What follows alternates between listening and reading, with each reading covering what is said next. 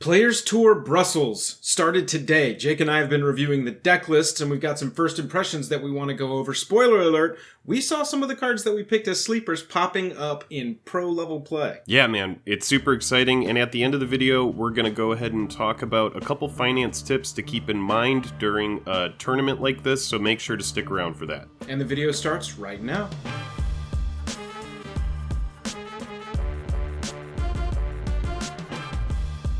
Special thanks to our Patreon supporters who power our channel. Check out our Patreon for monthly giveaways, exclusive content, and even a starring role in our fan fight series. Link in the description below. Hello and welcome to the day. Thank you for spending your time with us.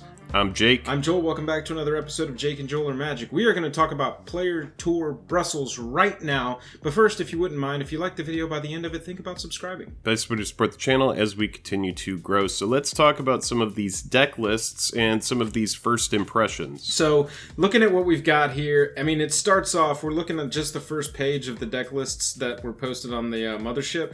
But it starts off with Mono Black Aggro and Dimir Inverter, and then a little bit further down we see Big Red, Is It in Soul, and Niv to Light and Mono Green Ramp. I think that gives like the best chunk version, first impression of what we've got this weekend. Yeah, I mean, we're going to run into Osorio Control, and also Spirits are on there. There's a lot of Spirit decks, but Mono Black has been a big player in the Pioneer scene, and also, you know, green ramp decks and the presence of Ugin has been a big player in Pioneer. Dimir Inverter popping up because of Thassa's Oracle has given a card that we talked about a little bit of play, and, you know, it's really exciting to see a jank mythic like Inverter of Truth now find its way into a Pioneer deck.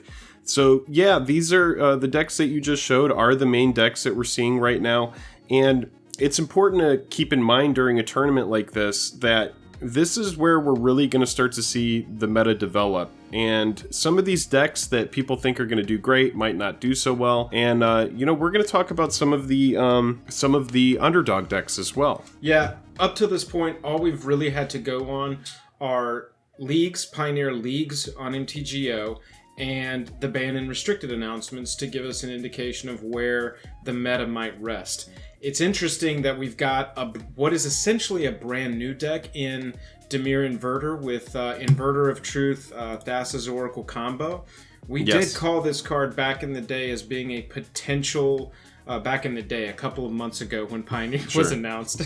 Years ago, when we talked about Inverter of Truth. We talked about this being a potential combo enabler. And sure enough, Thassa's Oracle gets printed, and it's great to not have anything in your library. When you combine that with Jace Wielder of Mysteries, which I think is about to see a big jump. For some redundancy. Yeah, you get the redundancy, another win con, and it's not just a 2-card combo that can win you the game, but you also have a Planeswalker. I played this deck a little bit. We have a deck tech coming out for it in a couple of days. I feel way behind on it now because I didn't post it before this weekend, which would have been dope. It feels like it's got the potential to be there. It'll be interesting to see if one of these decks makes top 8 and or wins this weekend, because I'd love to see how they built it. Let's go back and look at the deck list really quick, because you know, something to think about with these Dimir Inverter decks is they're running Dig Through Time 4 of, which is just such an excellent card. It's a card that got hit with a ban in Modern, and you know, it's just such a strong card. Absolutely. Yeah, and when you combine it with cards like Opt and Fatal Push and just Thoughtseize and Thought Erasure, the deck looks honestly super fun. It is super fun. Control kind of deck. Right, and that says win the game. That's exactly what my point was going to be, is that these 8 cards plus 3 for Jace, so that you've got some redundancy. At times, it just felt like a poorly built blue-black control deck. Especially when you couldn't hit your combo, couldn't find your combo, or your combo got interrupted. But I will be interested to see if, inclusions like Dig Through Time. This is for Opt. My build wasn't playing for Opt. They're playing 2 Omen of the Sea even to make sure that they can scry down and velocity. find their combo. Exactly. That's what Opt is. We've got Opt is a means so that to you an can end. cycle it. Yeah, absolutely. But what they've got here is a lot of velocity and some interruption. They're actually playing 2 Thought Erasure on top of their 4 Thoughtseizes. It's an interesting deck. I'll be interested to see how it goes. Being able to get in and look at your opponent's hand and disrupt their combo, especially when you have the resources to look at all of these deck lists, you're going to know within the first couple cards what your opponent is playing, and you should know how to disrupt that combo, and that's what Thoughtseize does. Let's talk about Niv to Light, because that's the other big deck that I wasn't expecting when I started looking through all of these deck lists, and it also brings up another Pioneer sleeper that we talked about, which was Bring to Light. And so Bring to Light is offering this way of finding, it's a toolbox card. Right.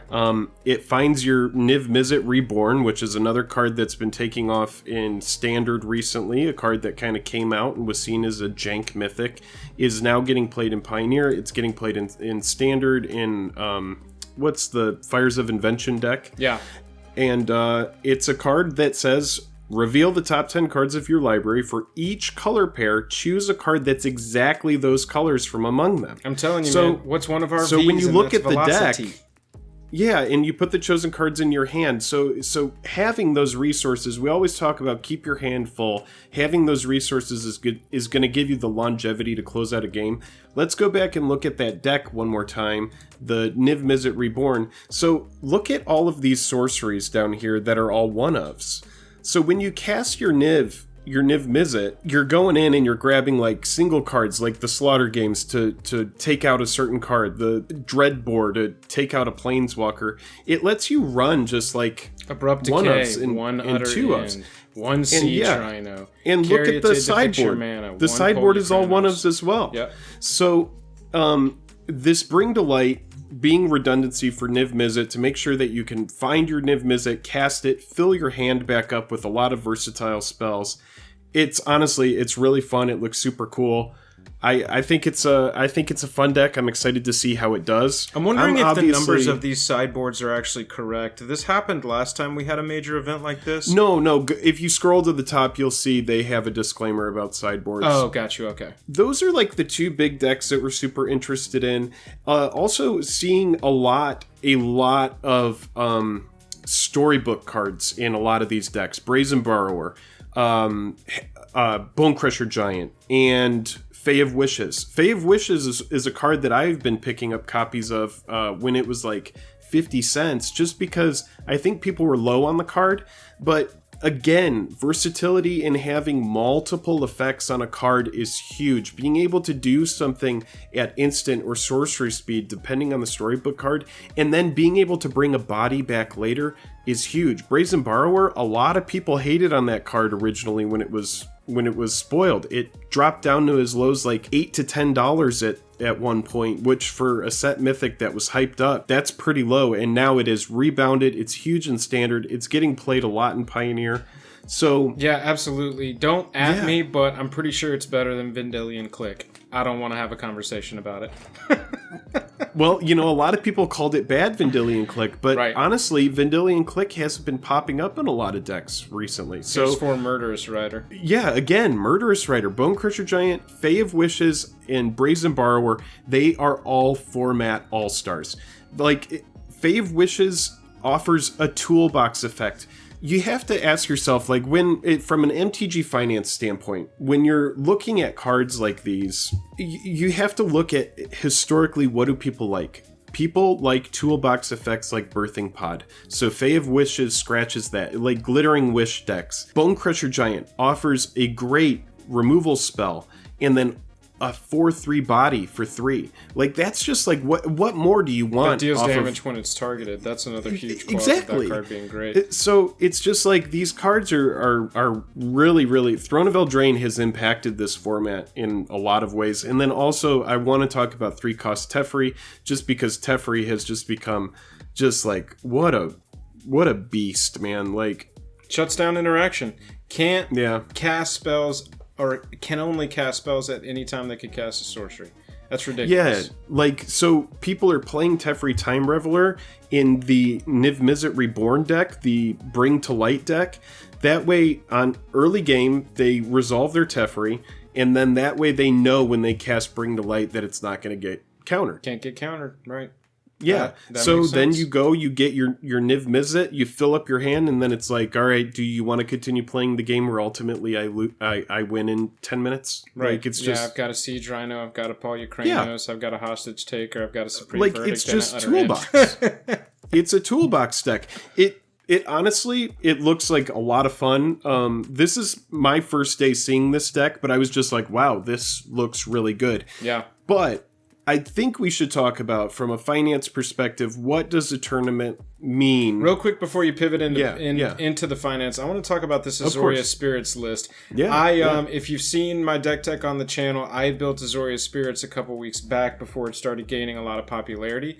And this is a very interesting build. So I think I had 8 spells, maybe 10 or 12, maybe, in my main board. And this is just creatures. Dude, they went creatures and a single copy of Rally of Wings just to kind of like, if you draw it, you've got it, but I don't want to draw more than one. I would rather be drawing flying things and spirit things. They've got 4 Brazen Borrower, which is a fairy rogue in a spirits deck. That's how good this card is. And past that, I mean, this says other creatures with flying, so at least Empyrean Eagle hits the Brazen Borrower. But past that, man, you've got all spirits, you've got your Supreme Phantom. Spell Queller is a house. These were all Nebel cards. Gas. This card is a house.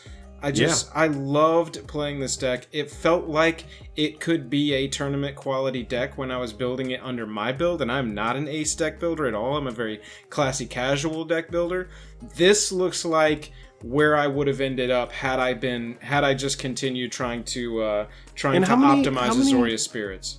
How many Pioneer Sleepers in there? I see Supreme Phantom. I see Rattle Chains. Yeah. I see Mausoleum Wanderer. Queller, but yeah, I'm telling you, man.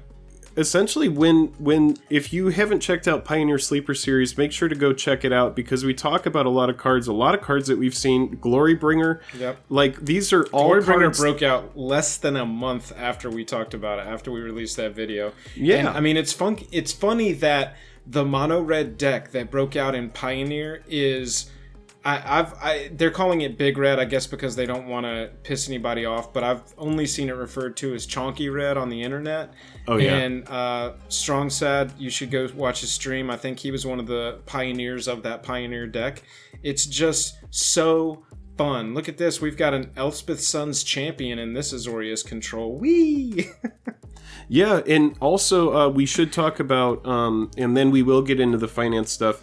In Soul, Simic Ramp just showing up with basically the standard deck, except they shoved 3 World Breaker in there and a Nissa's Pilgrimage. And Ulamox. Ugin. Oh, yeah, and Ulamox. That's crazy. Yeah. Yeah, I mean, you've got access to better finishers. Simic Ramp is just such a broken deck. This card is busted. Growth Spiral, it's such an innocuous common, but holy crap is this card busted. When you start combining it with, turn 1 Grazer, turn 2 Uro, or turn 1 tap land, turn 2 Growth Spiral. I mean, you start getting into Nissa's real quick. It's sometimes possible to cast a turn 3 Nissa, and it's easy to cast a turn 4 Nissa with this deck. Yeah, for sure. So we let's talk about really quick. Somebody showed up with a Boros Feather deck. I'm sorry to interrupt you, but Boros Feather is definitely an underdog deck. So you could go over, you could check out these deck lists, but we'll let you know right now, it's lots of mono black, lots of Is It in Soul, lots of Niv to Light, which is the Niv Mizzet, Bring to Light. Yeah. Lots of Azorius Control, lots of Spirits, Dimir Inverter, mono red, mono green, Stompy, and Ramp. So that's going to be the largest amount of the field. And then a medium amount of mono white, which is what we're looking at here, which is going to have like Heliod and Walking Ballista, and a medium amount of Lotus Breach decks, which is... Was this on our Sleeper series, Night of the White Orchid?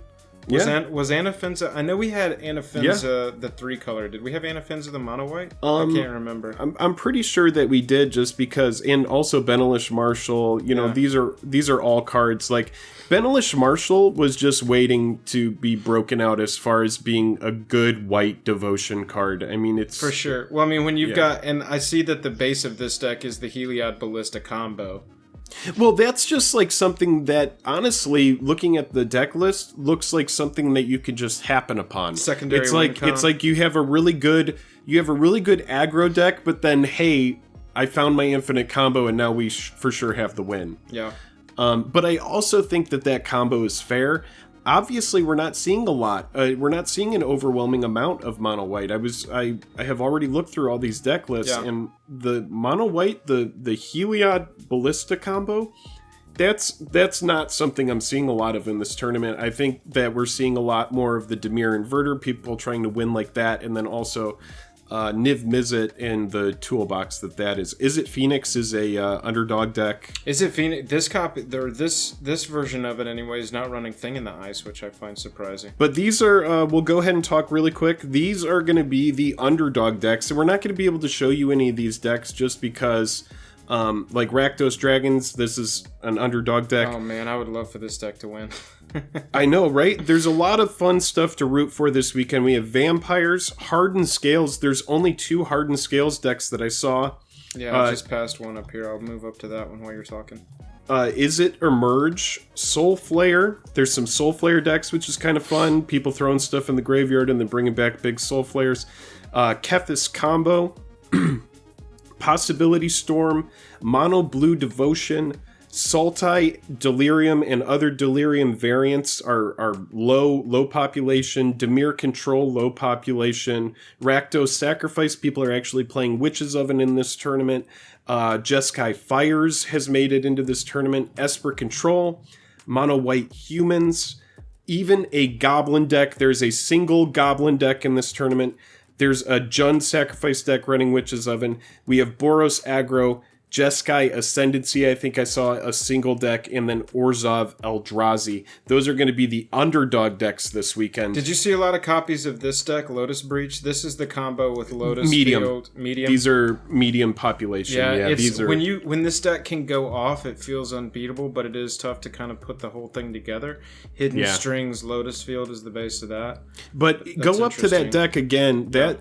Look at the Fae of Wishes. Yeah, Fae of Wishes. Like... Again, this card, being able to go grab something out of the sideboard is just becoming increasingly popular. And this is an actual toolbox sideboard because it's already, I mean, this is 11 listed cards, so... Yeah, go grab Omniscience. Yeah, you've got 4 more cards represented as multiples in this list here, but this is a little bit of a toolbox. You know, go grab Anger of the Gods, go grab Hour of Revelation, stuff like that, I'm assuming. I think that this is going to be really fun, but it does look like there's a Thought pretty Distortion. good... I love that. Oh, that card is brutal. But I do think that this does show a pretty healthy meta. I'm excited to see how the tournament goes. Joel, are you ready to talk about finance? Do you want to talk about finance? Let's bump into finance. I'll take us off the deck lists. What have you got for us in the world of finance today? Something like Bring to Light or Niv Mizzet. Anything that looks kind of like it could just be a flash in the pan. If you're not using these cards, sell them now into the hype. Because by the end of the tournament, the deck list could shake out, cards could fall out of popularity. This is a format that is still young. It's developing. We're seeing new combos every day. Every time a new set comes out, a little bit changes. And it's not like Modern or Legacy, something that's been around for a while. It's going to change and it's going to adapt. And so if you're holding on to like Inverter of Truth, honestly, like now's the time. I might be wrong, but the card has spiked. It's spiked to like $8 to $10. Come on, the card has been bulk forever. Yeah, don't make the Bomat Courier mistake that I call Correct. it. When the Mono Red tournament happened around Amonkhet Kaladesh time, I was reviewing early deck lists. Bomat Courier was a 4 of in a deck that nobody had really been discussing or had their eye on. I was able to that hour snap up a lot of Bomat Couriers that were 50 cents and lower.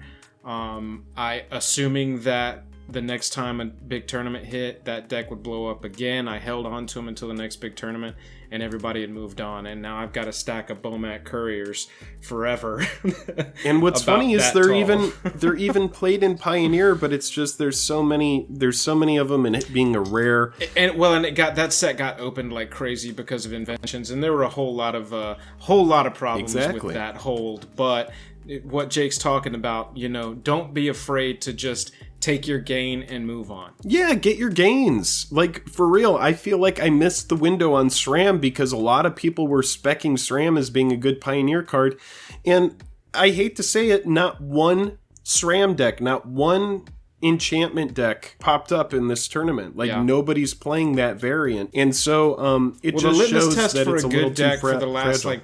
Exactly. The last 2 months, the litmus test for can your deck be Pioneer viable has been, can it beat mono green ramp? The mono green ramp goes hard. It can have very consistently a mana dork on the field on turn 1 and access to 3 mana by turn 2. And so there's a lot if they hadn't banned Leyline. I know.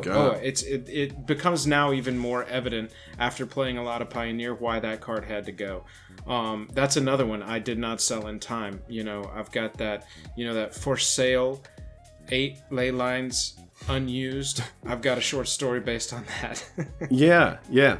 So, that's pretty much the finance tip is during a tournament like this, there's going to be a lot of hype. There's going to be people buying into cards specifically based on decks that they've seen. And now that people are looking at these deck lists, it's confirming their suspicions and they're seeing, oh, this card is good. I should pick it up. I do want to play it. We were just saying sell Inverter, but you know what? If you feel like playing Inverter, then keep it. Yeah. You got a card that just randomly became viable out of nowhere. It was a absolute jank rare, and now it's a win condition. So make sure to be vigilant. Know where your cards are. Know what you have in stock. Know what you could get rid of, because that's how you take a small collection and you make it bigger without having to put actual dollars into it. You just have to convert your cards, liquidate, and then move them into something else, something that you think is going to grow. We're waxing long on this video, so we'll go ahead and wrap it up here. My biggest takeaway, Jake, and I'll ask for yours after this, my biggest takeaway from my initial impression, day one of these lists, is that dig through time in the decks that it's showing up in are mostly showing up as 4-ofs. However, it's not as prevalent as I think that most people thought it was going to be. That's one of the top cards for bans that people have been calling for. We'll see after this, I guess, when we shake out to a top 32, 16, then 8, exactly where it stands as far as power level in the meta. But my biggest takeaway is that I'm not seeing as much dig through time as I actually thought I was going to see, while still being just a hyper powerful card in the decks that it showed up in. I would have guessed that Treasure Cruise would have been played in any deck that runs blue, and that is not the case. So these cards that got hit with standard bans when they were around, and modern bans and instant legacy bans have kind of found a home in Pioneer. I do think they're letting the meta breathe a little bit, so that's a good space to be in. All of those bans in the beginning, that can put a bad taste into somebody's mouth, especially somebody that has put time and money into creating a deck, building around Oko, and then, honestly, you could just convert it into the new Simic ramp deck, but it does feel bad to buy cards and then have them get banned. So I do like the patience here on a new ban announcement for the format. So. Absolutely. We're going to be monitoring the Pioneer tournament all weekend. Like we said, this is our first big look at what the meta is actually going to fall out to be. We appreciate you watching. Like we said, if you wouldn't mind hitting subscribe, it really helps us out. If you want to support us further, we've got a Patreon. The link is down in the description below. That'll give you access to exclusive giveaways that we do every month on our Patreon. We've got a Twitch. We stream most Tuesday and Thursday evenings over there. Make sure you come hang out. Jake, I'm tapped out. That's it, man. I'm tapped out.